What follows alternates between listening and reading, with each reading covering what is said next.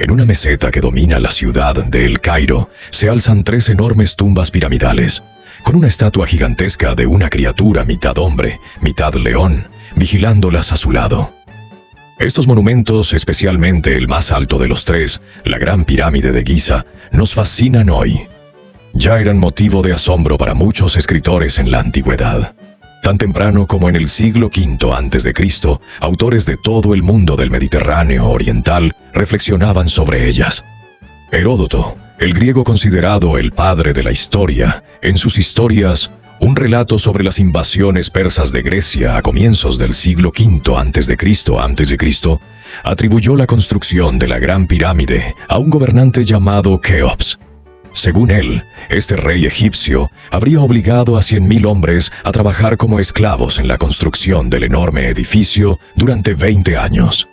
El principal erudito del legado egipcio en el mundo antiguo, un sacerdote llamado Manetón, en su Egiptiaca, escrita en el siglo III a.C., nombró al rey constructor de la Gran Pirámide como Sufis.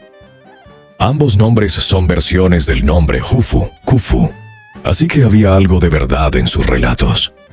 Un siglo después, Antípatro de Sidón fue de los primeros personajes que conocemos en escribir sobre las 7 maravillas del mundo, y afirmó que la Gran Pirámide era la mayor de todas. Y así continuó la tradición. Historiadores y geógrafos grecorromanos como Diodoro Sículo y Estrabón, en el siglo I a.C., y el enciclopedista romano Plinio el Viejo, un siglo más tarde, escribieron extensamente sobre la Gran Pirámide y sus misterios. Por lo tanto, incluso en la antigüedad, las pirámides de Giza y otras de Egipto cautivaban a la gente del mundo mediterráneo. Y sin embargo, no fueron el producto de una civilización madura, desarrollada durante muchos siglos. Lo más impactante de las pirámides es que fueron construidas muy temprano en la evolución del Egipto antiguo.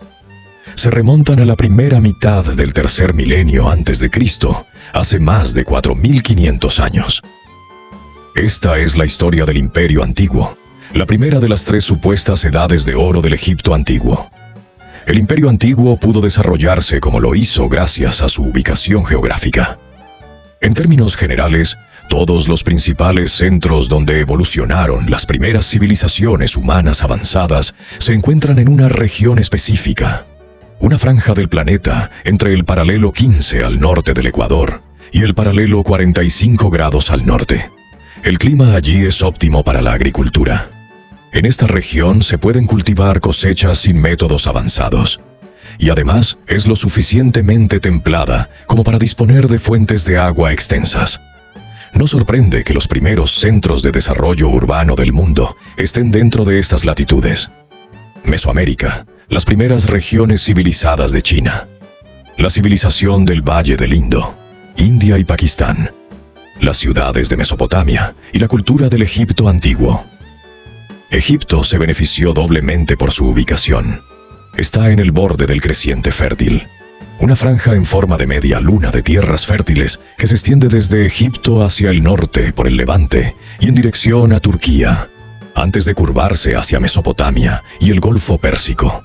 Se cree que cuando terminó la última glaciación, hace unos 12.000 años, se depositó una rica capa de suelo aluvial a lo largo del creciente fértil, lo que permitió el gran desarrollo de la agricultura allí en tiempos neolíticos.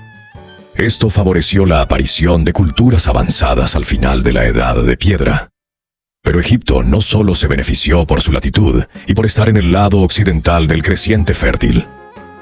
Tenía una ventaja excepcional más: el río Nilo. Es el río más largo de la Tierra, aunque es una entidad mucho menos compleja que el Amazonas o incluso el Congo. Nace en 2 lugares distintos, conocidos como Nilo Azul y Nilo Blanco, en la región de los Grandes Lagos de África Central y en Etiopía. Ambos confluyen en la actual Jartum, Sudán, antes de fluir hacia Egipto. Los antiguos egipcios consideraban que su tierra se dividía en 2 zonas. La región del sur se llamaba Alto Egipto. La llamaban así aunque estuviera más al sur, por su topografía más elevada. Allí el Nilo corre firme y ancho, como si se lanzara hacia el norte rumbo al Mediterráneo, con algunas curvas en el camino. En cambio, en el Bajo Egipto, la zona más al norte, el río desciende y se abre en el delta del Nilo, con muchos brazos que desembocan en el mar Mediterráneo. En el Bajo Egipto, el delta ofrecía condiciones excelentes para la agricultura. Además, antes de la intervención artificial del ciclo anual del río, mediante la construcción de la presa de Asuán a mediados del siglo XX, el Nilo se inundaba cada año. Esta crecida, crucial para la supervivencia de las culturas antiguas, se conocía como la inundación. Cuando el agua retrocedía, quedaba una capa de suelo aluvial en las orillas. Ese suelo era perfecto para el cultivo. Esto permitió que el Nilo sostuviera grandes poblaciones mediante la agricultura en la antigüedad, pese a las condiciones áridas y desérticas del resto de Egipto. La inundación anual del Nilo era vital para la vida y ocupaba un lugar central en gran parte del calendario religioso que se desarrolló durante el Imperio Antiguo. Este se centraba en rezar a dioses como Osiris, Hapi y Hotnum para que hubiera una buena inundación que sostuviera la vida un año más en el Alto y el Bajo Egipto. Antes del Imperio Antiguo, Egipto vivió una etapa que en egiptología se conoce como el período predinástico. El punto exacto en que comienza es algo arbitrario. Personas habían vivido y cazado a lo largo del Nilo durante cientos de miles de años. Tras el fin de la última glaciación, como en otras regiones de Oriente Medio y Asia Occidental, comenzaron a vivir de manera más sofisticada. Poco a poco adoptaron la agricultura al notar que plantas silvestres, como la cebada y el trigo, volvían a crecer cada año donde las semillas de la temporada anterior habían caído meses antes. La agricultura avanzó cuando las comunidades empezaron a intervenir, recolectando semillas y controlando dónde crecerían al año siguiente. Así nació la agricultura. Esto, junto con herramientas cada vez más refinadas, primero de piedra y luego de cobre, la cocción de cerámica y el surgimiento de grandes aldeas y después pueblos, constituyó los primeros hilos de la civilización. Todo esto aparecía a lo largo de las orillas del Nilo. Y más abajo, en el delta, hacia los milenios 5 y 4 a.C., período generalmente llamado predinástico. Hacia el 3500 a.C., hace unos 5500 años, el ritmo se aceleró. Senet, el juego de mesa más antiguo del mundo, se desarrolló por entonces, señal de una complejidad creciente. Y la gente de la región comerciaba de manera más intensa con zonas de Asia Occidental, como el Levante e incluso Mesopotamia. Historiadores y arqueólogos siguen divididos sobre si el contacto entre Egipto y Mesopotamia impulsó el desarrollo cultural en ambas regiones. Los jeroglíficos, por ejemplo, surgieron en Egipto muy poco después de la escritura cuneiforme, otro sistema pictográfico temprano, aparecido primero en Mesopotamia. Aunque el predinástico fue clave, los pueblos que vivían desde el delta del Nilo hasta el sur, rumbo a Nubia, nombre que los egipcios darían a Sudán en la antigüedad, aún no estaban unificados. La unificación se logró alrededor del 3100 a.C., aunque la fecha y los detalles sobre quién la consiguió son casi legendarios. Se cree que quien unió el Alto y el Bajo Egipto fue el rey Narmer, a veces llamado Menes. Fundó la primera dinastía, aunque eso todavía no marcaba el inicio del Imperio Antiguo. La evidencia fragmentaria indica que primero gobernó el Alto Egipto y luego conquistó el Bajo Egipto. La idea de Egipto como dos reinos bajo un solo monarca duraría miles de años. Los gobernantes aparecen representados con la corona blanca del Alto Egipto, combinada con la corona roja del Bajo Egipto. La famosa paleta de Narmer, tallada con elegancia y extraordinariamente bien conservada, muestra al rey en un lado con la corona blanca y en el otro con ambas coronas. Por ello, Narmer suele considerarse el primer rey de un Egipto antiguo unificado. Es algo inexacto llamar faraones a Narmer o a los gobernantes del Imperio Antiguo. Ese término se desarrolló mucho después, durante el Imperio Nuevo, en el segundo milenio antes de Cristo, aunque se usa retroactivamente para todos los reyes de Egipto. La unificación de Narmer dio paso al período dinástico. Como veremos, el Imperio Antiguo suele considerarse iniciado recién con la tercera dinastía, Así, el período de unos 400 años entre Narmer y el inicio del Imperio Antiguo, cuando gobernaron la primera y segunda dinastías, se llama período dinástico temprano. La diferencia entre el dinástico temprano y el Imperio Antiguo tiene varias razones. Primero, el reino unificado se fortalecía lentamente. En tiempos de Narmer ya había comercio entre el Nilo y ciudades costeras del levante mediterráneo. Y algunos mercaderes incluso viajaban entre Egipto y las ciudades-estado sumerias del Tigris y el Éufrates. Pero ese comercio se volvió mucho más notable en el Imperio Antiguo. Además, la realeza y el gobierno eran más débiles en el período temprano. Y una cultura común centrada en un panteón de dioses, mitos y rituales a lo largo del Nilo apenas empezaba a consolidarse. Quizá lo más importante: los reyes de la primera y segunda dinastías no construyeron pirámides como tumbas. Sí levantaron sepulturas elaboradas, pero menos imponentes. Sus tumbas eran, por lo general, cámaras funerarias dentro de estructuras de adobe llamadas mastabas. Los enormes complejos monumentales que caracterizan al Imperio Antiguo no existían durante el dinástico temprano. El Imperio Antiguo comenzó alrededor del 2700 a.C. con el inicio de la tercera dinastía, la primera que tuvo gobernantes que construyeron grandes pirámides como tumbas. Por eso, cuando el egiptólogo y diplomático alemán del siglo XIX, el barón Christian Charles von Bunsen, elaboró un sistema para periodizar los 3000 años de historia egipcia, identificó la tercera dinastía como el comienzo de una de las 3 edades de oro, previas al dominio romano. A primera vista, las razones de von Bunsen parecen obvias.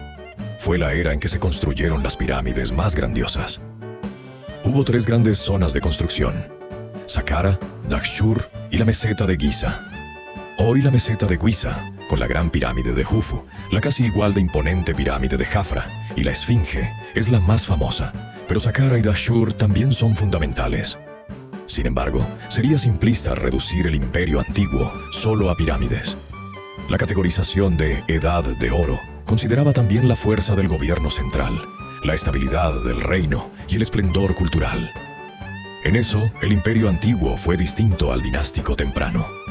El gobierno era más fuerte, capaz de grandes logísticas y proyectos militares, y surgía una capital destacada, Menfis, al sur del actual Cairo, que se convirtió en un gran centro de poder real, con decenas de miles de habitantes. Generalmente se considera que el Imperio Antiguo abarca la tercera, cuarta, quinta y sexta dinastías, aunque existe debate sobre si incluir una séptima. Las fuentes para estudiar este período no son tan abundantes como las del Imperio Medio y el Imperio Nuevo, y hay incluso más evidencia sobre épocas posteriores, como la dinastía Nubia y el período ptolemaico. Para el Imperio Antiguo, contamos con listas de reyes como la lista de Turín y la lista de Abidos, además de lo transmitido por Manetón. También está la evidencia arqueológica de las pirámides y los sitios excavados a su alrededor. Por ejemplo, excavando los poblados de trabajadores en Giza, los egiptólogos han descubierto muchísimo sobre la vida cotidiana. Han sobrevivido pocos papiros del período, generalmente preservados en circunstancias inusuales, en vasijas o enterrados. A menudo, papiros de épocas posteriores, como el Imperio Nuevo, ayudan a iluminar la historia del Imperio Antiguo. También han sobrevivido estatuas, ajuares funerarios, cerámicas, fragmentos con jeroglíficos y otros bienes. Aún así, al tratarse de hechos de hace unos 4500 años, su historia debe reconstruirse de forma necesariamente fragmentaria. El primer gobernante de la tercera dinastía suele identificarse como el rey Djoser. Es una figura controvertida porque las listas de reyes se contradicen, y algunos han argumentado que quizá no fue el fundador real de la dinastía. La mayoría de los egiptólogos sitúan su reinado hacia el 2686 a.C., con una duración aproximada de 20 a 30 años. Probablemente fue el gobernante más poderoso de la tercera dinastía, que duró gran parte del siglo XXVII a.C. Sobre todo es conocido por construir la primera gran pirámide del Imperio Antiguo, la pirámide de Djoser, también llamada pirámide escalonada de Saqqara. Se construyó en Saqqara, una gran necrópolis llena de templos y tumbas al noroeste de Memphis. Se la llama escalonada porque se levantó en 6 grandes niveles tipo escalera. La tumba de Zoser supera los 60 metros, más de 200 pies, y requirió un volumen enorme de piedra. Se cree que Zoser y el posible arquitecto de la pirámide escalonada, su visir o jefe de gobierno, Imhotep, planeaban originalmente una mastaba más modesta, en línea con las sepulturas reales anteriores, pero el diseño cambió y se erigió una pirámide. El resultado fue la primera gran pirámide del Imperio Antiguo y de Egipto, aún en pie de forma sustancial, unos 4.700 años después. Además, la pirámide era el centro de un inmenso complejo funerario de templos, patios, estatuas y tumbas menores, que se volvió un modelo para la construcción monumental posterior. Porque el Imperio Antiguo no fue solo pirámides. En la segunda parte vamos a entrar en lo que casi nunca se cuenta: cómo vivía la gente común a la sombra de estos monumentos. Cómo funcionaba realmente la religión egipcia, obsesionada con la vida, no con la muerte. ¿Quiénes fueron los reyes que perfeccionaron la pirámide hasta crear la gran pirámide de Giza? Y cómo este imperio dorado empezó lentamente a fracturarse desde dentro, hasta colapsar. Si quieres entender cómo se construyó el poder de Egipto y cómo comenzó su caída, suscríbete al canal, activa la campana y deja tu like.